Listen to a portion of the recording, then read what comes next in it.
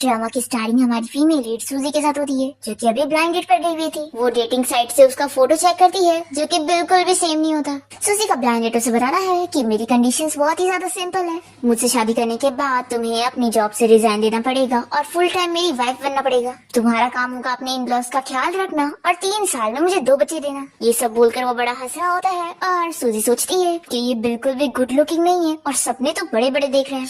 और फिर वो भी ऐसे कहती है कि मेरी भी कंडीशन बहुत ही ज्यादा सिंपल है, मुझे बस 1 मिलियन ब्राइट प्राइस में चाहिए और एक अच्छा सा घर चाहिए। तो ये देने में तुम्हें कोई प्रॉब्लम तो नहीं होगी ना? तो इसका प्लैनेट कहता है कि ऑफ कोर्स। वो अपने सारे कार्ड्स और प्रॉपर्टी के डॉक्यूमेंट दिखाता है और कहता है कि मेरे पास पैसे भी हैं और घर भी। बस अगर तुम्हें मेरे साथ शादी करनी है तो तुम्हें जल्दी चलना पड़ेगा, क्योंकि मेरे पास और भी ब्लाइंड डेट्स हैं। इस पर सूजी कहती है कि अगर तुम्हारे पास इतने पैसे हैं तो क्यों ना तुम पहले मुझे 500 ट्रांसफर कर दो। तो इसके लिए वो तुरंत ही मना कर देता है और कहता है कि मेरी मॉम ने बोली है कि बिना शादी करे मैं किसी भी लड़की के ऊपर पैसे न खर्च करूँ। तो सूजी कहती है कि अगर तुम अपनी मॉम की इतनी सुनते हो तो क्यों ना तुम घर पे ही रहो, ब्लाइंड डेट पर आने की जरूरत नहीं है। तो ये आदमी सूजी को चिल्लाता है कि तुम बस एक छोटी सी डिजाइनर हो, अपने आप को समझती क्या हो, तुम्हारी हिम्मत कैसे हुई मुझसे ऐसे बात करने की। तो सूजी कहती है कि तुम जैसा बंदा जो रिच बनने की एक्टिंग कर रहा है और डेटिंग साइट पर अपनी फेक फोटो डाल के आया है, उससे मैं क्या ही कह सकती हूँ। तुम्हें कोई लड़की मिल नहीं रही है तो तुम स्कैमिंग करके यहाँ ब्लाइंडेड पर आए हो। इस पर वो गुस्सा होने लगता है। तो कहती है कि क्या तुम मुझे झगड़ा करने वाले हो? आओ झगड़ा करो, मैं भी हार नहीं मानूंगी। अब तभी इतने में सूजी को किसी का कॉल आता है और वो बंदा पूछता है कि क्या आप मिस सूजी बात कर रही है? मैं आपके डैड का लॉयर हूँ। आपके डैड ने मरने से पहले आपके नाम पर कुछ वसीयत करके गए, तो मैं उसी बारे में आपसे बात करना चाहता हूँ। ये सुनकर तो सूजी एकदम शॉक हो जाती है और कहती है कि मेरे डैड ने तो कब का मुझे छोड़ दिया था, उन्होंने तो बस मेरे लिए कर्जा छोड़ कर गए होंगे, ऐसे कैसे वो मेरे नाम पे प्रॉपर्टी छोड़ के जा सकते हैं? मुझे पता है कि तुम नॉनसेंस बातें कर रहे हो, तुम्हें क्या लगता है कि मैं इडियट हूँ? तो लॉयर कहता है कि अच्छा, अगर आपको आपके डैड की 3 मिलियन की प्रॉपर्टी नहीं चाहिए तो हम उसे डोनेट कर देते हैं। ये सुनकर तो सूजी बहुत ही ज्यादा शॉक हो जाती है और कहती है कि क्या 3 मिलियन? और फिर वो कॉल रखने के बाद अपने ब्लैंडेड से कहती है कि अब मैं भी मिलियनर हूँ और मेरे पास टाइम नहीं है तुमसे झगड़ा करने का। ये बोलकर सूजी यहाँ से निकल जाती है और वो जिम पहुँचती है, जहाँ पर लॉयर से बताता है कि इस प्रॉपर्टी में उसके डैड के शेयर्स हैं, लेकिन उससे भी ज्यादा उसके डैड के ऊपर कर्जा भी है। ये जानने के बाद सूजी शॉक होती है और कहती है कि तुमने इस बारे में मुझे पहले क्यों नहीं बताया था, मेरा टाइम वेस्ट हो गया। और फिर वो बहाने करने लग जाती है कि मेरी ग्रैंडमा मेरा डिनर के लिए वेट कर रही होंगी, तो मुझे जल्दी से जाके कुकिंग करना है। ऐसा बोलकर सूजी जल्दी से यहाँ से भागी रही होती है कि तभी वो गिरने लगती है और एक बंदा उसे गिरने से बचाता है, जो कि कोई और नहीं हमारे इस ड्रामे का मेन लीड है और इसका नाम यन है। सूजी उसे देखती रह जाती है और सोचती है कि ये अंकल बहुत ज्यादा हैंडसम है। वो सोचती है कि इसके मसल्स भी बहुत ही अच्छे हैं और वो उसे जज करने लगती है, तभी इसे जल्दी से दूर करता है। तो सूजी कहती है कि तुम जरूर यहाँ पर कोच होंगे ना, तो मैं तुम्हें बता दूं कि मैं यहाँ के बॉस हूँ, लेकिन तुम फिक्र मत करो, मैं यहाँ पर तुमसे कोई ऐसी डील नहीं करने वाली हूँ। तो यन कह रहा है कि तुम कुछ ज्यादा इमेजिनेशन कर रही हो, मैं तुम्हें बता दूं कि मैं यहाँ पर कोच नहीं हूँ, बल्कि मैं भी यहाँ का बॉस हूँ। तो ये सुनकर सूजी शॉक हो जाती है और कहती है कि आखिर ऐसे कैसे? तो लॉयर से बताता है कि मिस सूजी आपकी तरह ही मिस्टर यन भी इस जिम के शेयर होल्डर है, बस बात ये है कि आपके यहाँ पर 51% शेयर्स है और मिस्टर यन के 49%। तो ये सुनने के बाद सूजी को गुस्सा आती है कि यानी उस 3 मिलियन में इसका भी आधा हिस्सा है। फिर ये यन से डील करने लगती है कि देखो ये जिम में वैसे भी कोई कमाई नहीं हो रही है, तो क्यों ना हम इसे बेच देते हैं और पैसे के बारे में हम डिस्कस कर लेंगे। ऐसा बोलकर ये यन को टच कर रही होती है, तो ये इसका हाथ दूर करता है और कहता है कि अगर मैं इस बात के लिए मना करूँ तो सूजी कहती है कि क्या अभी तुमने सुना नहीं कि लॉयर ने क्या बोला था कि इस जिम की बड़ी शेयर होल्डर मैं हूँ और वो तो तुम्हारी इतनी एज हो गई है और तुम्हें इतनी आसानी से जॉब नहीं मिलेगी, इसलिए मैं तुम्हारी बात सुन रही थी, नहीं तो मैं तुम्हें कब यहाँ से निकाल देती। तुम ये याद रखो कि ये मेरी शेयर्स है, तो मैं इसके साथ जो चाहे वो करूँ। ऐसा बोलकर ये लॉयर से कहती है कि मैं बिल्कुल सही कह रही हूँ ना, और वो मन में सोचती है कि मुझे फाइट में कोई नहीं हरा सकता। पर तभी लॉयर कह देता है कि आप सही भी हो गलत भी, क्योंकि आपके डैड के कॉन्ट्रैक्ट 6 महीने बाद एक्सपायर हो जाएगा, जिसका ये मतलब है कि इतने टाइम में आपको जिम का प्रॉफिट करवाना होगा और सबसे पहले उनके सारे कर्जे भरने पड़ेंगे। पूछती है कि अभी इस टाइम पर जिम का करंट प्रॉफिट क्या चल रहा है? तो यन अपने सेक्रेटरी से कहता है कि तुम इसे रिपोर्ट दिखा दो। तो ये कहती है कि तुम्हारे पास सेक्रेटरी भी है। फिर ये रिपोर्ट देखती है और सोचती है कि क्या 800? मुझे पता था कि मेरे डैड का भी मेरा अच्छा सोच ही नहीं सकते। फिर यहाँ पर यन इसे कहने लगता है कि अगर तुम्हें इस जिम को बेचना है, सबसे पहले तुम्हें सारे कर्जे भरने पड़ेंगे। फिर इसके बाद हम देखते हैं कि सूजी जिम का एडवर्टाइजमेंट सबको बांट रही होती है और सभी को डिस्काउंट के नाम पे इनवाइट कर रही होती है। तभी 2 लड़की इससे एडवर्टाइजमेंट लेकर कहती है कि हमने तो सुना था कि ये जिम 3 साल पहले बना है, तो आखिर इसमें 50 ईयर क्यों लिखा है? तो दूसरी लड़की कहती है कि लगता है ये लोग बैंकक्रप्ट होने से पहले जल्दी से पैसा कमाना चाहते हैं। तो ये लड़कियां गुस्सा हो जाती है और इस एडवर्टाइजमेंट को जल्दी फेंक कर चली जाती है। फिर सूजी जैसी एडवर्टाइजमेंट को उठाने जाती है तभी यहाँ पर एक गाड़ी आ जाती है और वो एडवर्टाइजमेंट टायर के नीचे फंस जाता है और सूजी उसे निकाल नहीं पाती और सोचती है कि ये रिच लोग भी कितने अजीब है, इन्हें ड्राइव करना भी नहीं आता। अब तभी कार में से सूजी का एक्स बॉयफ्रेंड चैन बाहर आता है और वो उसे देखते ही पहचान लेता है और कहता है कि तुम यहाँ पर क्या कर रही हो? तुम्हें तो डिजाइनर बनना था ना। और वो उसे एडवर्टाइजमेंट दे लेता है और कहता है कि तुम यहाँ पर फ्लायर बांटने का काम कर रही हो। तो सूजी कहती है कि मैं इंडिपेंडेंट हूँ, चाहे मैं जो करूँ आखिर तुम्हें उसे क्या। तो चैन कहता है कि अच्छा तो तुम फ्लायर बांट के अपने आप को इंडिपेंडेंट कह रही हो, आखिर इसमें और सड़क पे भीख मांगने में क्या ही फर्क है? देखो अब तुम्हें रिग्रेट हो रहा होगा ना कि तुम्हारा मुझसे ब्रेकअप हो गया, लेकिन कोई बात नहीं, मैं तुम्हें फिर से एक चांस देने के लिए तैयार हूँ। अगर तुम नील डाउन होकर मुझसे मेरे प्यार के लिए भीख मांगोगी तो शायद मैं मान जाऊँ। तो सूजी सुनने के बाद तो सूजी जानबूझ के चीखने की एक्टिंग करने लगती है और उसे कहती है कि सॉरी मुझे ट्रैश से एलर्जी है और तुम एक ट्रैश हो। हाँ मुझे भी अमीर होना है लेकिन तुम्हारी तरह नहीं। तुमने तो अपनी मॉम से भी बड़ी एज की एक रिच वुमेन ढूंढे हो। तुम्हारी तरह हरकत कोई नॉर्मल पर्सन नहीं कर सकता है। इससे पता लगता है कि तुम सच में बहुत ही भूखे हो। फिर आसपास के सारे लोग चैन के बारे में बातें करने लगते हैं तो वो सूजी को चिल्लाता है कि तुम मेरे ऊपर झूठा इल्जाम नहीं लगा सकती, तुम बस जेलस हो रही हो कि मैं खुद से अमीर हो गया और मैं तुम्हें मिल नहीं पाया इसलिए तुम मेरे बारे में ये सब कह रही हो। तो सूजी भी कहती है कि तुम कितने बड़े शेमलेस हो जो सबको ये कहते फिर रहे हो कि मैं तुम्हारी एक्स गर्लफ्रेंड हूँ। तुम इतने बड़े हो चुके हो लेकिन फिर भी तुम्हें अपने एक्शंस के बारे में बिल्कुल ख्याल नहीं है। और फिर ये अपना फोन निकाल कर सभी से कहती है कि क्या आप लोगों को इसकी और उस गोल्ड डिगर लड़की की वीडियो देखनी है, मैं आप लोगों को दिखाती हूँ। तो सभी लोग यहाँ पर सूजी से वो वीडियो मांग रहे होते हैं। चैन जल्दी से सूजी का फोन छीनने की कोशिश करता है तो ये इसके हाथ पे बाइट कर लेती है। फिर ये इसे मारने के लिए जाता है पर तभी इतने में यहाँ पर यैन आ जाता है और वो इसका हाथ पकड़ के रोक देता है। तो सूजी इसे देखकर खुश होती है और कहती है कि तुम यहाँ पर क्या कर रहे हो? तभी चैन से कहता है कि अगर तुमने पैसे के लिए ओल्ड मैन को ढूंढनी होती तो बात समझ में आती, लेकिन तुम्हें मिला भी तो ये गरीब बंदा। तो चलो मैं तुम्हें अभी भी एक और चांस दे देता हूँ, अगर तुम अभी भी मेरी बात मानोगी तो तुम्हें मेरी कार में राइड करने का मौका मिलेगा। तो सूजी कहती है कि तुम्हारी बेकार गाड़ी में बैठने से अच्छा है मैं अपनी साइकिल से चली जाऊँ, आखिर मैं तुम्हारी गंदी गाड़ी में क्यों बैठूंगी। तो चैन कहता है कि तुम बस मुझसे जेलस हो रही हो, देखो मैं तुम्हें कह देता हूँ कि तुम्हें मुझसे बेहतर मैन कोई नहीं मिलेगा। सूजी कहती है कि किसने कहा, मुझे तो मिल चुका है, ये देखो ये मेरा बॉयफ्रेंड है मिस्टर यन जो कि एक बहुत बड़ा सीईओ है। तो चैन हंसने लग जाता है और कहता है कि तुम क्या मजाक कर रही हो, आखिर ये वो हुआ ग्रुप कंपनी का सीईओ मिस्टर यन कैसे हो सकता है। तो सूजी कहती है कि तुम्हारे मुंह से कुछ भी अच्छा नहीं निकलता, क्या यन नाम और भी लोगों का नहीं हो सकता है? वो होगा कोई हुआ ग्रुप कंपनी का सीईओ, लेकिन मेरा बॉयफ्रेंड अपने जिम का ओनर है और ये किसी से कम नहीं। तो यन सूजी की बातें सुनकर शॉक होता है और सोचता है कि मैंने एक्सपेक्ट नहीं किया था कि गोल्ड डिगर लड़की मेरी साइड लेगी। फिर चैन से कहता है कि आखिर तुम एक बेकार से बॉक्सिंग जिम के ओनर को सीईओ कैसे बोल सकती हो? क्या तुम्हें पीछे वो बिल्डिंग दिख रही है वो हो ग्रुप कंपनी के सीईओ की है और मिस्टर यन एक बिलियनर है, हर इंडस्ट्री में उनका बिजनेस है। और तुम्हें पता है मैं जल्द ही वो ग्रुप कंपनी के साथ कॉन्ट्रैक्ट साइन करने वाला हूँ और अब मैं ऊंचाइयों तक पहुँच जाऊंगा, तो तुम्हें रिग्रेट होगा। तो यन अपने बारे में सुनकर इसे पूछता है कि क्या तुम मिस्टर यन को जानते भी हो, क्या तुम उनसे कभी मिले हो? तो चैन कहता है कि मिला तो नहीं हूँ, लेकिन मैं जानता हूँ कि मिस्टर यन एक लो प्रोफाइल पर्सन है, वो मीडिया के सामने नहीं आते। तभी यन का सेक्रेटरी उसे इस बारे में बताता है कि आप ग्रुप को संभालने के लिए नहीं मान रहे थे, तो इसलिए आपके ग्रैंडपा ने मीडिया को ये कहा है। अब तभी चैन सूजी और यन की मजाक उड़ाने लगता है और कहता है कि जाने दो, तुम लोगों ने कभी मिस्टर यन के बारे में कुछ सुना भी नहीं होगा, तो कोई बात नहीं, कल क्लास यूनियन पार्टी है तो मैं वहाँ पर तुम लोग को मिस्टर यन से बुलवाऊंगा। तो यन भी कहता है कि ठीक है मैं भी देखता हूँ कि तुम कितने एक्सपीरियंस हो।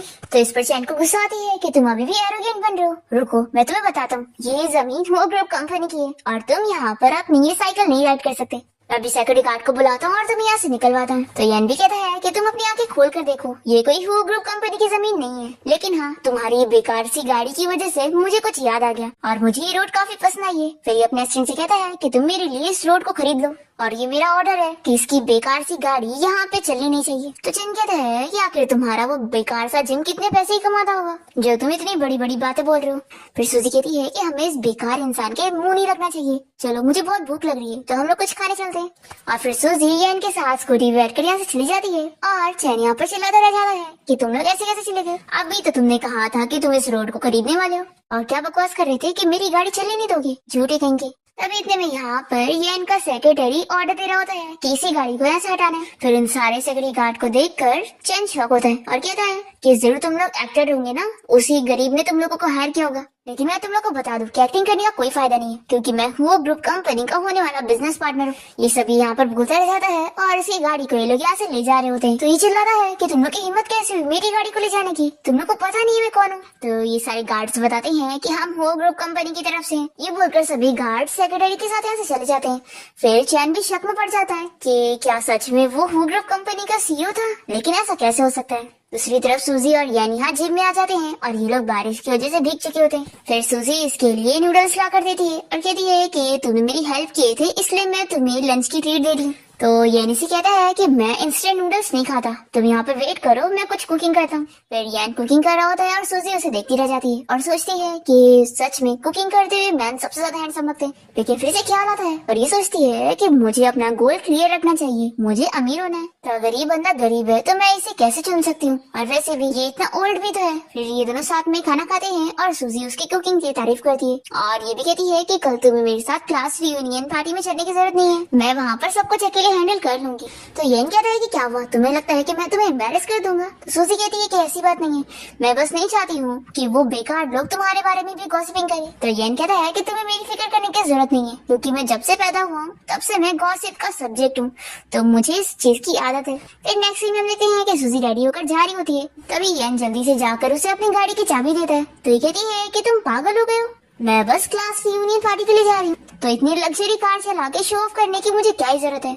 और वो इसे चाबी देकर कहती है कि तुम्हें इस गाड़ी को रिटर्न कर देना चाहिए। ऐसे बोलकर वो चली जाती है और फिर येन सोचता है कि लगता है ये लड़की एक गोल्ड डिगर नहीं है और मैं कुछ ज्यादा ही सोच रहा था। फिर ये अपने सेक्रेटरी को ऑर्डर देता है कि तुम होटल के मैनेजर से बात करो कि वो सूजी के लिए एक प्राइवेट रूम का भी अरेंजमेंट करे और साथ ही साथ उसके पसंद के खाने और ड्रिंक्स भी। और फिर मैं भी वहाँ पे रेडी होकर पहुँचता हूँ। फिर हम देखते हैं कि चैन अपनी क्लास रियूनियन पार्टी में पहुँचता है और अपने सभी क्लासमेट से कहता है कि सॉरी, वो मैं जस्ट अपनी क्लाइंट के साथ मिलियन का कॉन्ट्रैक्ट साइन करने गया था, इसलिए मुझे लेट हो गया। तो ये सुनने के बाद तो इसके सभी क्लासमेट उसकी तारीफ कर रहे होते हैं कि वो तो कितना ज्यादा लकी है जो इतना अमीर हो चुका है और साथ ही साथ वो ग्रुप कंपनी के साथ बिजनेस करने वाला है। फिर तभी इतने में सूजी भी यहाँ पर भागते हुए पहुंचती है, वो चैन से टकरा जाती है और इन लोगों से कहती है कि सॉरी, मैं ट्रैफिक में फंस गई थी इसलिए मुझे लेट हो गया।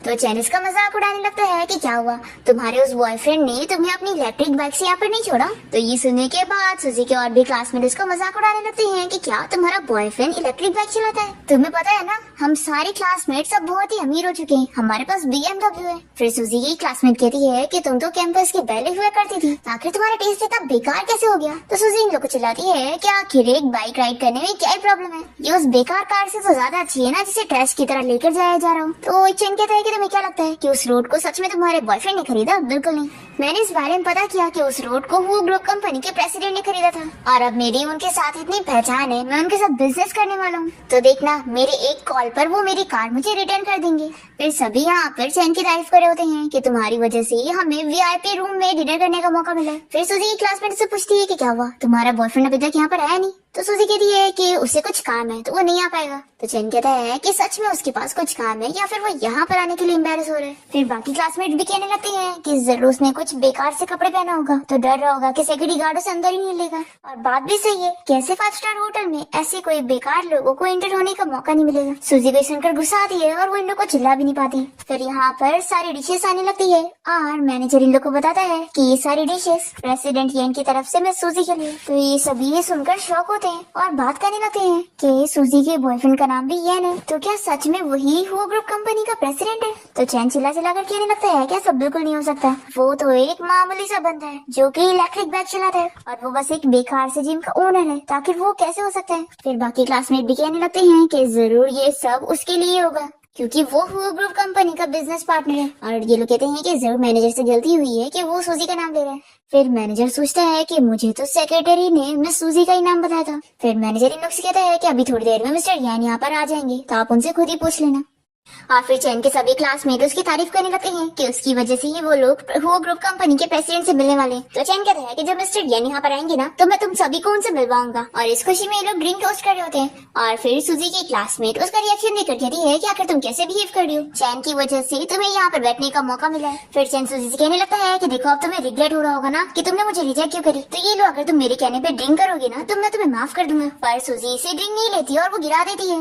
तो चैन को बहुत ही गुस्सा आती है और वो सूजी को मारने के लिए हाथ उठाता है, पर तभी इतने में यहाँ पर गार्ड्स बताते हैं कि प्रेसिडेंट येन यहाँ पर पहुंच चुके हैं। फिर येन यहाँ पर आते के साथ ही इसका हाथ पकड़ के रोक लेता है और कहता है कि तुम्हारी हिम्मत कैसे हुई मेरी वुमेन को मारने की। फिर ये सभी क्लासमेट शॉक हो जाते हैं कि आखिर ये प्रेसिडेंट येन सूजी की साइड क्यों ले रहे हैं। अब तभी चैनी से चिल्लाने लगता है कि तुम अपने आप को समझते क्यों, तुम यहाँ पे प्रेसिडेंट येन बनने की एक्टिंग कैसे कर सकते हो। तो येन का सेक्रेटरी से चिल्लाता है कि आखिर वो ग्रुप कंपनी के प्रेसिडेंट के बारे में कैसी बातें कर रहा है, पर चैन फिर भी मानने के लिए रेडी नहीं होता और अपने सभी क्लासमेट से कहता है कि तुम लोग इन लोग की बातों पर बिलीव मत करो, ये सभी एक्टर्स हैं। फिर यहाँ पर येन सूजी से पूछने लगता है कि क्या तुम्हें यहाँ का खाना पसंद नहीं है, चलो मैं तुम्हारा फेवरेट खाना ऑर्डर करता हूँ। फिर चैन और उसकी गर्लफ्रेंड लेन यहाँ पर इन लोग का मजाक उड़ाने लगते हैं कि तुम लोग जिस डिशेस की बात कर रहे हो वो ये 5 स्टार होटल में है ही नहीं, बिलीव नहीं हो रहा तो मेनू कार्ड देख लो।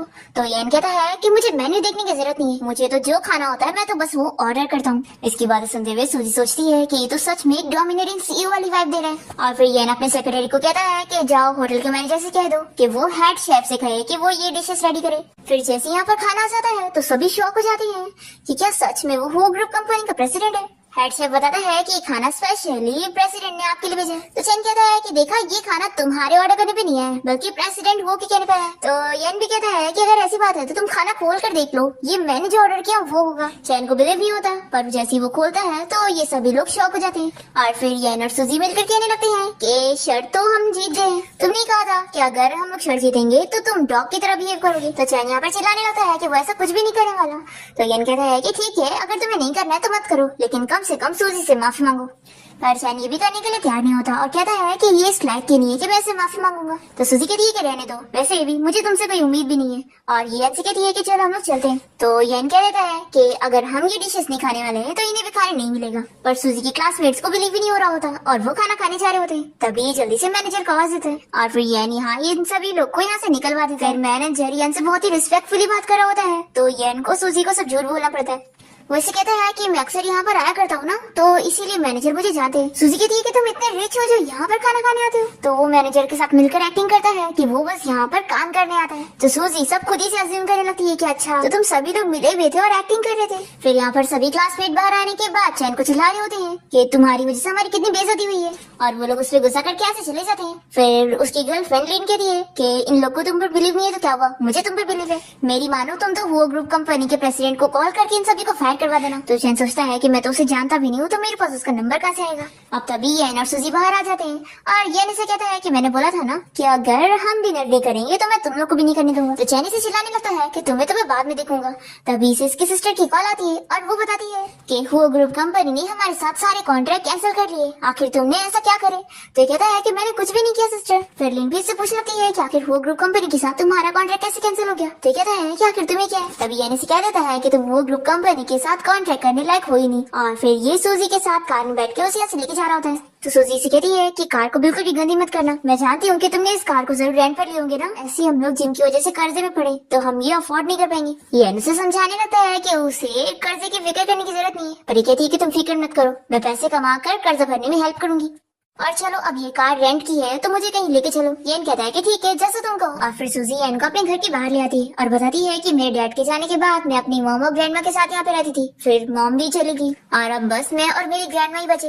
और वैसे कहती है कि तुम यहाँ पर वेट करो, मैं अभी आती हूँ। फिर येन का स्टैंड यहाँ पर आकर उसे कहने लगता है कि लगता है मिस सूजी की लाइफ बहुत ही ज्यादा टफ रही है। तो यानी से कहता है कि तुम उसके बारे में इन्वेस्टिगेट करो, मैं उसके बारे में और जानना चाहता हूँ। फिर हम देखते हैं कि सूजी जैसी अपने घर में पहुंचती है तो देखती है कि उसके अंकल और आंटी यहाँ पर उसके घर से चीजें चुरा रहे होते हैं और वो लोग सूजी से कहते हैं कि तुम हमसे ये कैसे पूछ सकती हो कि हम लोग यहाँ पर क्या करें, ये घर हमारा ही है और यहाँ की सारी चीजें हमारी है। सूजी कहती है कि अच्छा तो अब आपको प्रॉपर्टी याद आ रही है, और जब मेरी ग्रैंडमा बीमार थी तब उनका ट्रीटमेंट आपने नहीं करवाया था, तो ये लोग को तो कुछ फर्क नहीं पड़ता और ये लोग कहते हैं कि तुम्हारी ग्रैंडमा का इलाज करवाने में हमारे कितने पैसे खर्च हो गए। तो सूजी को बहुत ही गुस्सा आते हैं और तो सूजी को गुस्सा आती है और वो इन लोग को चिल्लाती है कि तुम लोग यहाँ से कोई भी चीज नहीं ले जा सकते, ये सारी चीजें ग्रैंडमा की है। और वो इन लोग को रोकने जाती है तो ये लोग इसे पुश कर देते हैं। तभी येन यहाँ पर आकर सूजी को गिरने से बचा लेता है और चिल्लाता है कि आखिर तुम लोग ये क्या कर रहे हो। तो सूजी का अंकल इसे चिल्लाता है कि तुम हो कौन, हमारे फैमिली मैटर में कैसे इन्वॉल्व हो सकते हो। तो सूजी की आंटी कहती है कि मैं समझ गई, जरूर तुम इस लड़की के लवर होंगे ना, इस लड़की को कुछ तो करने आया नहीं, बस अपनी मॉम की तरह मैं इनको सेड्यूस करने जरूर आ गया। और फिर सूजी यहाँ पर चैन से सॉरी कहती है कि मेरी वजह से तुम्हें इतना कुछ सुनने को मिला। तो कहता है कि तुम इसकी फिक्र मत करो। तो सूजी कहती है कि वैसे आज तो मेरी बहुत सारी हेल्प करो तो आज के डिनर की ट्रीट मेरी तरफ से होगी। फिर ये दोनों बाहर डिनर करने आ जाते हैं और सूजी इसे जबरदस्ती स्ट्रीट फूड खिलवा देती है, जिसके बाद यन को बहुत उल्टी होती है और उसका काफी पेट भी दुख रहा होता है। तो सूजी यन को लेकर हॉस्पिटल आ जाती है और फिर यहाँ पर यन को इंजेक्शन भी लगते हैं और फिर नर्स यहाँ पर यन को इंजेक्शन भी लगाती है और फिर सूजी यन को लेकर घर आ जाती है और जैसे ही उसे बेड पर लिटाने लगती है तभी उसके ऊपर गिर जाती है और अस्टिन इन लोग को ऐसे देखकर बहुत ही खुश हो जाता है और जल्दी से इन लोग की फोटो लेने लगता है और सोचता है कि बॉस को तो बीमारी से बड़ा फायदा हो गया। और सूजी देखती है कि यन को बहुत फीवर है तो वो उसे कहती है कि तुमने मेरी इतनी हेल्प करो तो आज एक बार मैं भी तुम्हारी हेल्प करूंगी। फिर सुबह होते ही जैसे ही यन की नींद खुलती है तो वो सूजी को अपने पास देखकर उठ रहा होता है, पर तभी वो नींद में उसे पकड़ी हुई होती है और कहने लगती है कि मुझे अपनी ग्रैंडमा के लिए बहुत सारे पैसे कमाकर बड़ा सा घर खरीदना है। तो यन कहता है कि तुम अपनी विश जरूर पूरी करोगी। तो अभी जैसी सूजी की नींद खुलती है तो वो इसे देखकर जोर से चिल्लाती है और इसकी आवाज सुनकर अस्टिन जल्दी से दरवाजा खोलता है और इन लोगों को ऐसे साथ देखकर कहता है कि बहुत सॉरी, मैंने कुछ भी नहीं देखा, आप लोग अपना कंटिन्यू रखो। और ये बोलकर वो चला जाता है और फिर दोनों जल्दी से उठ जाते हैं और सूजी समझाती है कि तुम कुछ गलत मत सोचना, तुम्हें कल रात बहुत ज्यादा फीवर था और मैं बस तुम्हारा ख्याल रख रही थी। ऐसा बोलकर वो उठने लग जाती है तो ये कहता है कि तुम वापस से सो जाओ, थोड़ी देर बाद मैं तुम्हें कहीं लेके चलूंगा। और फिर यन सूजी के लिए ब्रेकफास्ट रेडी करता है और दोनों खाने बैठते हैं। सूजी इसकी तारीफ करती है कि तुम तो कितनी अच्छी कुकिंग कर लेते हो, अगर मुझे किसी रिच बंदे से शादी न करनी होती ना तो मैं तुमसे शादी करती। तो ये कहता है कि अगर मैं भी रिच होऊंगा तो सूजी कहती है कि मजाक करना बंद करो और वैसे भी मेरे पास पहले से ही बॉयफ्रेंड है, रुको मैं तुम्हें दिखाती हूँ। और वो जल्दी से उसे फोटो दिखाती है जिसमें उसका फेस तो नजर ही नहीं आ रहा होता। यन कहता है कि ये है कौन? तो सूजी कहती है कि तुमने इसे पहचाना नहीं, ये हु ग्रुप कंपनी का प्रेसिडेंट है और तुम्हें पता है ये बहुत ज्यादा रिच है, सोचो मैं इसे शादी करूंगी तो मैं कितनी ज्यादा अमीर हो जाऊंगी, उसके सारे पैसे मेरे पैसे होंगे। इसकी बातें सुनकर यन को हंसी आई होती है और वो इसे पूछता है कि क्या फिर उस वो ग्रुप कंपनी के प्रेसिडेंट को पता है कि तुम उसकी गर्लफ्रेंड हो? तो ये सुनने के बाद सूजी बहाना करने लगती है कि तुम मुझे कहाँ पे लेके चलना चाहते थे। और फिर यन सूजी को लेकर एक मेंशन के बाहर आ जाता है और कहता है कि चलो हम लोग अंदर चलते हैं। तो सूजी कहती है कि तुम्हें पता भी है कि कितना ज्यादा महंगा है। तो यन कहता है कि मुझे पता है, लेकिन तुम्हें एक ऐसी मेंशन चाहिए था ना, वो भी गार्डन के साथ, तो चलो हम लोग चल के देखते हैं कि कैसा है। तभी यहाँ पर चैन और उसकी गर्लफ्रेंड लिन आई होती है और ये दोनों मिलकर सूजी का मजाक उड़ाने लगते हैं कि आजकल विला देखने के लिए कोई भी गरीब लोग उठ के आ जाते हैं।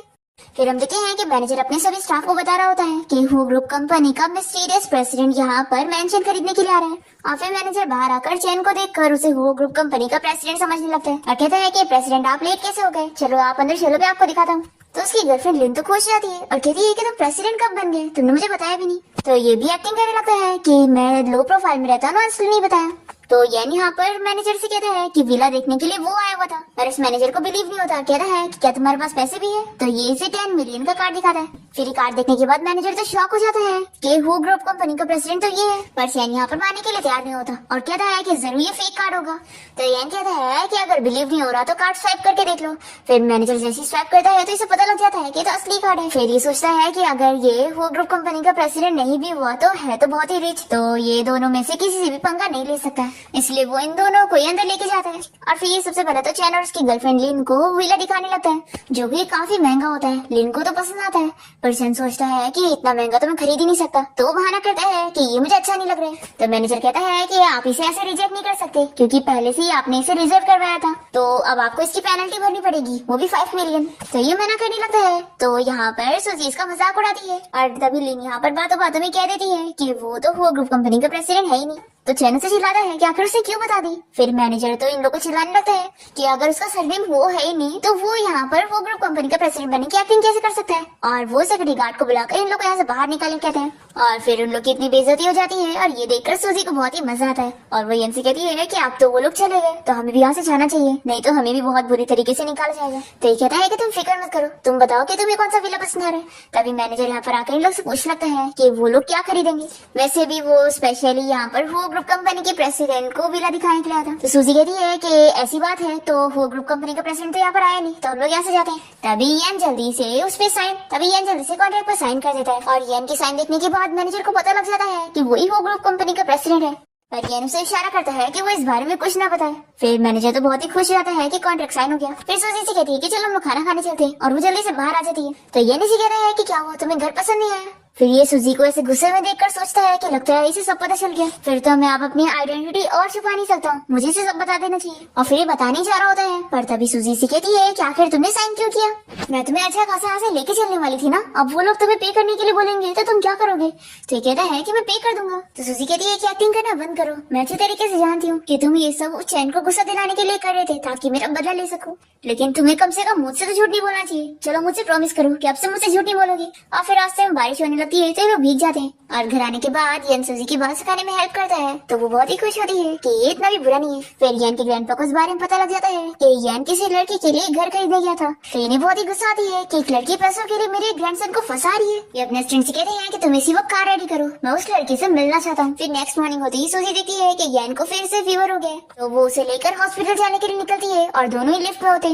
और तभी यन को सेक्रेटरी की कॉल आती है और वो बताता है कि उसके ग्रैंडपा यहाँ पर उससे मिलने आ रहे। तो ये जानने के बाद यन काफी ज्यादा शॉक हो जाता है और लिफ्ट खोलते ही वो जल्दी से यहाँ पर सूजी को किस करने की एक्टिंग करने लगता है। ग्रैंडपा यहाँ पर यन का फेस तो नहीं देख पाते पर बहुत ही एम्बैरेस हो जाते हैं कि आजकल के कपल भी ना कहीं भी किस करने लगते हैं, और वो यहाँ से दूसरी लिफ्ट में जाने के लिए निकलते हैं। फिर यन यहाँ पर सूजी से सॉरी कहता है तो ये पूछती है कि आखिर वो ग्रैंडपा कौन थे, क्या तुम उन्हें जानते हो? कहीं ऐसा तो नहीं कि उनके ऊपर तुम्हारा कर्जा है? तो यन एक्टिंग करता है कि हाँ वो पैसों के लिए मेरे पास आए थे इसलिए मैं छुप रहा था। तो सूजी कहती है कि चलो मैं तुम्हारी हेल्प करती हूँ, तो यहाँ से भगा के लेके जाने में। और फिर हम देखते हैं कि ग्रैंडपा यहाँ पर बहुत ही गुस्सा होते हैं कि आखिर वो लोग कहाँ पर है। फिर वो ऊपर से इन लोग को जाते हुए देख लेते हैं। तभी ग्रैंडपा का असिस्टेंट उन्हें सजेस्ट करता है कि ये तो अच्छी बात है ना, उनके ग्रैंड चिल्ड्रन आ जाएंगे। तो ग्रैंडपा कहते हैं कि ये अच्छी बात कैसे हो सकती है, अभी हमें पता नहीं है कि वो लड़की कैसे टाइप की है। सोचो जो लड़की पैसों के लिए मेरे ग्रैंडसन के पीछे पड़ी है वो अच्छी कैसे हो सकती है।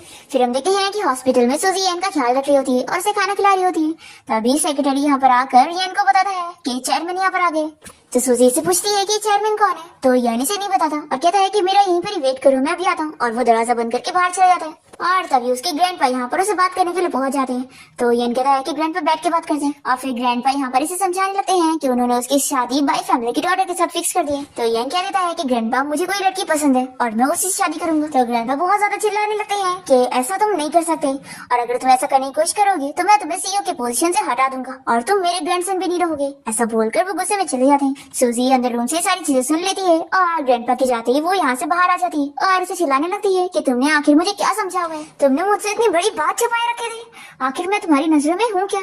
ये और असिस्टेंट तो डर जाते हैं कि सूजी को सब पता लग गया। और फिर यन से माफी मांगने लगता है कि सॉरी मैंने तुमसे सब छुपाया था। सूजी कहती है कि आखिर तुमने मुझे इस बारे में क्यों नहीं बताया कि तुम्हारे ग्रैंडपा इतनी बड़ी बीमारी का शिकार है और उनकी बीमारी तो कितनी ज्यादा बढ़ गई है कि वो कोई और ही सपने में जी रहे हैं और अपने आप को चेयरमैन समझ रहे हैं और तुम्हें सीईओ समझ रहे हैं। फिर ये सब सुनने के बाद असिस्टेंट और यन को समझ आता है कि सूजी को तो कुछ समझा ही नहीं और वो तो कुछ और ही समझ रही है। फिर घर आने के बाद दोनों टीवी में न्यूज देख रहे होते हैं और सूजी को बहुत ही गुस्सा आती है कि इस चैन ने मेरे डिजाइन का यूज करके अवार्ड जीत लिया, जबकि ये अवार्ड मुझे मिलना चाहिए। यन इसे कहता है कि तुम फिक्र मत करो, मैं इस चीज को डील करूंगा। तो कहती है कि तुम कैसे करोगे। फिर इसके बाद हम देखते हैं कि चैन यहाँ पर अपने उस रिच वुमेन के साथ रोड पर रोमांस कर रहा होता है। तब ये दोनों मिलकर उसका वीडियो बना लेते हैं और फिर घर आने के बाद चैन ने सूजी को इस बारे में बताता है कि उसने उसकी वीडियो को न्यूज में डलवा दिया। सूजी बहुत ही खुश हो जाती है कि ये न्यूज फ्रंट पेज पर आ गई, आखिर तुमने ये कैसे किया। दूसरी तरफ हम देखते हैं कि चैन से यहाँ सभी रिपोर्टर सवाल करने पहुंच जाते हैं और उसकी गर्लफ्रेंड लिनू उसे छोड़कर चली जाती है। फिर चैन यहाँ से भागने को कर रहा होता है, तभी यहाँ पर सूजी और यन आ जाते हैं और ये लोग सभी रिपोर्टर को इस बारे में बता देते हैं कि इसने जो अवार्ड जीता है वो सारी डिजाइन सूजी की है और सूजी के पास उस डिजाइन के ड्राफ्ट है। फिर यहाँ पर सभी रिपोर्टर चैन के बारे में और बात करने लगते हैं कि एक तो वो ऐसी हरकतें कर रहा था और ऊपर से उसने डिजाइन भी चोरी किया हुआ है। फिर ये लोग ये भी बातें करते हैं कि वैसे ये लड़की कौन है जिसकी उसने डिजाइन चुराया है। और ये लोग सूजी को देखकर कहते हैं कि लगता है ये तो चैन की एक्स गर्लफ्रेंड है। तो चैन जल्दी से सभी रिपोर्टर से कहने लगता है कि आप लोगों ने सही पहचाना, ये मेरी एक्स गर्लफ्रेंड है। फिर यन यहाँ पर सारी डिजाइन दिखाकर ये प्रूव कर देता है कि ये सब सूजी नहीं बनाई थी क्योंकि उस पर उसका नाम भी लिखा हुआ है। फिर यहाँ पर सभी रिपोर्टर समझ जाते हैं कि चैन सब झूठ बोल रहा है, तो ये लोगों से सवाल करने के लिए उसके पीछे जाते हैं और वो यहाँ से भागने लगते हैं। फिर सूजी बहुत ज्यादा खुश होती है कि यन ने उसकी कितनी हेल्प किया, उसके डिजाइन ड्राफ्ट भी ढूंढ दिया, तो वो उसे थैंक यू कहती है और फिर से डिनर की ट्रीट की बात करती है। यन कहता है कि आज हम सेलिब्रेट तो जरूर करेंगे लेकिन डिनर की ट्रीट मेरी तरफ से होगी और वो उसका हाथ पकड़ के उसे यहाँ से लेके जाने लगता है। और तभी हम देखते हैं कि बाई जिन इन लोग को देख लेती है जो कि यन की फियांसी है और उसे बहुत ही गुस्सा आता है कि मेरे फियांसी कोई लड़की मुझसे कैसे छीन सकती है, मैं इसे छोड़ूंगी नहीं। फिर यन सूजी को कार में में बैठाने के लिए लेके जाता है तो ये कहती है कि तुमने फिर से कार रेंट पे ले लिया, हम बाइक से भी जा सकते हैं। तो येन कहता है कि इस बार मुझे मना मत करो। तो सूजी मान जाती है और उसके साथ कार में बैठ जाती है और फिर वो अपनी सीट बेल्ट नहीं लगा पा रही होती है तो येन उसकी हेल्प करने लगता है। तभी दोनों बहुत ज्यादा क्लोज हो जाते हैं और येन उसे किस करने जाता है, पर सूजी जल्दी से उसे दूर कर देती है और बहाने करती है कि वो बस सीट बेल्ट के लिए उसे पुश कर रही थी। सूजी पूछती है कि तुम मुझे यहाँ पे लेके चल रहे हो, तो कहता है कि वो जगह जहाँ पर लड़कियां जाने से मना नहीं करती। और फिर वो एक जनरल स्टोर में ले आता है और कहता है कि मैं तुम्हें गिफ्ट में कुछ देना चाहता हूँ तो तुम मुझे मना मत करना। तभी इतने में लिन भी यहाँ पर शॉपिंग करने आई होती है और वो सूजी और येन को देखकर इन लोग का मजाक उड़ाने लगती है और वो ये तक कह देती है कि येन के पास इतने अमीर वाले कपड़े कहाँ से आ गए, जरूर से रेंट पे लिया होगा। तो सूजी यहाँ पर येन की साइड लेती है और उसे चिल्लाती है कि तुम अपना मुंह बंद ही रखो। फिर यहाँ पर वो ओल्ड मैन आ जाता है जिसे लिन ने नया नया फंसाई होती है और उसकी वजह से यहाँ पर वो डायमंड रिंग वगैरह खरीद रही होती है। तो सूजी भी इसे दिखाने के लिए एक रिंग खरीदती है और कहती है कि तुम्हारी वाली रिंग तो सिर्फ 1 कैरेट की है और मेरी वाली पता है कितने बिलियंस की है, तुम्हें पसंद आई? फिर रिंग भी अपने इस ओल्ड मैन से कहती है कि वो भी उसे उतनी महंगी रिंग दिलाए पर उसके पास इतने पैसे ही नहीं होते। तो ये गुस्सा होकर यहाँ से चली जाती है और फिर लिन के यहाँ से जाते ही सूजी ये रिंग वापस करने लगती है और कहती है कि हम ये अफोर्ड नहीं कर सकते इसलिए हम खरीदेंगे नहीं। तो येन कहता है कि तुम ये कैसी बात कर रही हो, तुम्हें ये रिंग पसंद आई है तो हम ये खरीद लेते हैं। तो सूजी से मना कर देती है और कहती है कि चलो हम लोग बाहर खाना खाने चलते हैं। फिर जैसे ये लोग बाहर निकलते हैं तो कोई बंदा इन लोग की फोटो ले लेता है और वो बाजिंग को ये दे देता है जो कि वो ग्रैंडपा को सेंड कर देती है और उन्हें कॉल करके कहती है कि ग्रैंडपा शायद अपने आपकी ग्रैंड डॉटर इन लॉ नहीं बन पाऊंगी क्योंकि येन को तो कोई और मिल गई है और वो लड़की उसे डायमंड रिंग खरीदवाने के लिए लेके गई थी। तो ग्रैंडपा कहते हैं कि तुम फिक्र मत करो, मेरी ग्रैंड डॉटर इन लॉ सिर्फ तुम ही बनोगी। और फिर कॉल रखते ही बाजिंग सोचती है कि उस लड़की ने सोची भी कैसे कि वो येन को मुझसे छीनेगी। और फिर यहाँ पर सूजी के अंकल आंटी को बुला लेती है और कहती है कि अगर तुम लोग मेरा काम करोगे तो तुम्हें अच्छा खासा बेनिफिट मिल रहा है। फिर इतने सारे पैसे देखकर अंकल आंटी तो बड़े खुश जाते हैं और फिर हम देखते हैं कि सूजी की आंटी उसके पास पहुंचती है और एक्टिंग करते हुए उसे कहती है कि तुम्हारे अंकल मुसीबत में पड़ गए इसलिए तुम मेरे साथ अभी चलो। सूजी जाने के लिए नहीं मानती पर इसकी आंटी काफी ज्यादा एक्टिंग करती है तो सूजी को माननी पड़ता है और वो उसके साथ बाहर में आ जाती है जहाँ पर कुछ गुंडे इसके अंकल को पकड़ने की एक्टिंग कर रहे होते हैं और ये लोग सूजी को बात करने के लिए अंदर साथ में लेके जाते हैं। और तभी बाजिंग यहाँ पर ग्रैंडपा को लेकर पहुंच जाती है ये दिखाने के लिए कि सूजी कैसे टाइप की लड़की है और वो यहाँ बाहर में नहीं है। फिर सूजी के अंकल आंटी बाहर के ओनर के साथ मिलकर एक कॉन्ट्रैक्ट साइन करवा लेते हैं और वो सूजी को एक ड्रेस पहनने के लिए दे रही होती है तो सूजी मना करती है कि मैं बस यहाँ पर सिर्फ वे ड्रेस की जॉब करने आई थी। तो ये लोग इसे जबरदस्ती ड्रग दे देते हैं और फिर एक रिच मैन को बेच देते हैं। फिर हम देखते हैं फिर उसके ग्रैंडपा यहाँ से बात करने के लिए बुलाते हैं और जैसे ही वो बाहर में पहुंचता है तो वो बाजिंग को साइड में ले जाकर उसे पूछता है कि तुम ही ने यहाँ पे ग्रैंडपा को लेकर आई हो ना। तो ये तो मानने के लिए तैयार नहीं होती। तभी यहाँ पर बाहर की ओनर सूजी के बारे में बात कर रही होती है तो ये सुन लेता है और पूछता है कि आखिर वो कहाँ पर है। ग्रैंडपा कहते हैं कि सुना तुमने, तुम जो लड़की को पसंद करते हो वो यहाँ पर ऐसे काम करती है। और फिर यान जाकर सूजी को ढूंढ ही लेता है और उसे उस रिच मैन से बचा लेता है और फिर जल्दी से वो सूजी को लेकर घर आ जाता है और उसका ख्याल रखता है। नेक्स्ट मॉर्निंग होते ही वो सूजी से कहता है कि तुम यहीं पर रहो, कहीं मत जाना। फिर हम देखते हैं कि बाय जिंगलिन को काम दे देती है कि वो सूजी से बदला लेना चाहती है ना तो ये उसके पास अच्छा मौका है। हम देखते हैं कि अब यान और सूजी साथ हो चुके होते हैं और वो उसे कहता है कि वो अपनी फैमिली से उसे इंट्रोड्यूस करवाएगा। तो सूजी बहुत ही खुश होती है लेकिन वो पूछती है कि तुम्हारी तो फियांसी है ना और वो कोई रिच फैमिली की लड़की है। तो ये कहता है कि बिल्कुल भी नहीं, मेरा उससे कोई रिलेशन नहीं है और मैं तुमसे ये प्रॉमिस करता हूँ कि मैं सच कह रहा हूँ। सूजी मान जाती है और तभी इतने में येन को कॉल आती है कि उसकी ग्रैंडपा बीमार है और हॉस्पिटल में है। तो ये जल्दी से सूजी को लेकर अपने ग्रैंडपा से मिलने चाहता है और यहाँ पर सूजी से कह रही है कि मैं ग्रैंडपा का ख्याल रख लूंगी, तुम जाके अपना काम कर लो। फिर सूजी यहाँ ग्रैंडपा के साथ अकेले होती है और तभी इतने में यहाँ पर लेन आ जाती है और ये ग्रैंडपा को मारने की कोशिश करती है और सूजी कहती है कि मैं तुम्हारी तो हेल्प कर रही हूँ। ये ओल्ड मैन तुम्हारे और तुम्हारे बॉयफ्रेंड की शादी के लिए नहीं मान रहा है ना। तुम्हें वैसे पता नहीं होगा कि जो तुम्हारा बॉयफ्रेंड है वो ग्रुप कंपनी का प्रेसिडेंट है। सूजी ये जानकर शॉक होती है और लिन जानबूझ के इसे यान के अगेंस्ट भड़काने लगती है कि वो तो तुमसे प्यार ही नहीं करता है और वो बस तुम्हारा यूज कर रहा है, इसलिए उसने तुम्हें अपने बारे में बताया ही नहीं कि वो इतना रिच है क्योंकि वो तुम्हें कुछ भी नहीं समझता। पर सूजी इसकी बातों में नहीं आती है और वो कहती है कि रुको मैं अभी डॉक्टर को यहाँ पर बुलाती हूँ, फिर तुम बचोगी नहीं। फिर ये जानबूझ के खुद को चोट लगा लेती है और सूजी को चाकू पकड़ा देती है और एक्टिंग करती है कि उसने उसे मारी। और फिर बाजिंग यहाँ पर येन को लेकर पहुंच जाती है और येन को कहने लगती है कि देखो कि कैसे ये ग्रैंडपा को मारने की कोशिश कर रही थी और फिर जब लिन ग्रैंडपा को बचाने आई तो इसने लिन को भी चोट पहुंचा दी। फिर यहाँ पर येन इसकी बातों पर बिलीव करने की एक्टिंग करता है और सूजी से कहता है कि अब तुम नहीं बचोगी। और फिर इसके बाद बाजिंग तो बहुत ही खुश हो जाती है कि येन सच में उसकी बातों में आ गया और फिर येन को एविडेंस मिल जाते हैं और वो बाजिंग को दिखा देता है कि उसने ये सारी प्लानिंग करी थी और उसने ही उसके अंकल आंटी को भी पैसे दी थी। फिर बाजिंग को यहाँ पर अरेस्ट करके फिर बाजिंग को यहाँ पर गार्ड्स पकड़ के लेके जाते हैं और फिर ग्रैंडपा यहाँ पर सूजी से माफी मांगते हैं कि उन्होंने उस पर बिलीव नहीं करे थे और गलत समझे थे और वो इन दोनों के रिश्ते के लिए अब रेडी हो जाते हैं। फिर यान यहाँ पर सूजी को शादी के लिए प्रपोज करता है और उसे माफी भी मांगता है कि उसने उसे झूठ बोला। तो सूजी उसे माफ कर देती है और वो इसे रिंग पहना देता है और फिर दोनों ही हक करते हैं और इसी के साथ इस ड्रामा की हैप्पी एंडिंग यहाँ पर हो जाती है।